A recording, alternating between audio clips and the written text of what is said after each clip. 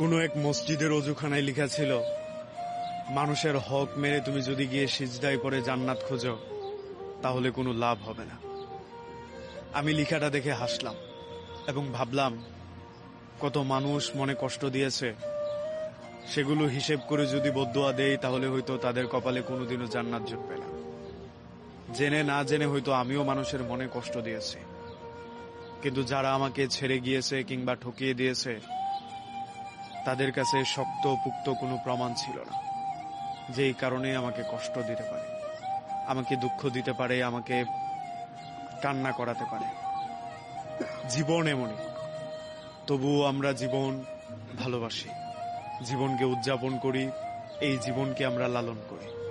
মানুষ আমাদেরকে কষ্ট দেয়, দুঃখ দেয়, কিছু কিছু জায়গা থেকে আমরা হেসে চলে আসি, আর কিছু দুঃখের কষ্ট আমরা বুকে জমিয়ে চলে আসি।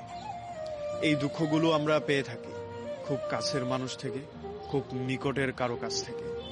এই দুঃখগুলোর কোনো বহিঃপ্রকাশ হয় না, না এই দুঃখগুলো প্রকাশ করা যায়। আচ্ছা, যারা কষ্ট দেয়, যারা প্রতিশ্রুতি ভঙ্গ করে, যারা অপমান করে, তারা কি ভালো থাকে খুব, বা তারা একেবারেই নিখুঁত, তাদের জীবনে কোনো দাগ নেই, না কোনো কষ্ট নেই? মানুষ মানুষকে কষ্ট দেয় কি করে সেটা ভাবলেই আমার অবাক লাগে। মানুষ জানে কষ্ট দিলে আমি ভেঙে যাব, আমি এই কষ্টটা নিতে পারবো না, এই কষ্টের ওজন আমি বহন করতে পারবো না। তবুও কি নিরবিচ্ছিন্নভাবে মানুষ আমাদেরকে কষ্ট দিয়ে যায়, এগুলো আমরাও সয়ে যায়, মেনে নেই, মানিয়ে নেই। বোধহয় এটাই জীবন। আসলেই তো এইভাবেই জীবন কাটাতে হয়। এইভাবে কাটাতে কাটাতেই এক সময় আমরা মৃত্যুর সাথে দেখা করে ফেলি। মৃত্যু আমাদেরকে পরপারে নিয়ে যায়, হিসেব হয়, তারপরে সব শেষ হয়ে যায়। এই শেষ হওয়া থেকেই আবার হয়তো নতুন কিছুর উৎপত্তি, নতুন কিছুর উদ্ভাবন। থাক, সব মানুষকে অভিশাপ দিলে বোধহয় নিজের জন্যও ভালো হবে না, কারণ আমিও তো অনেককেই কষ্ট দিয়েছি।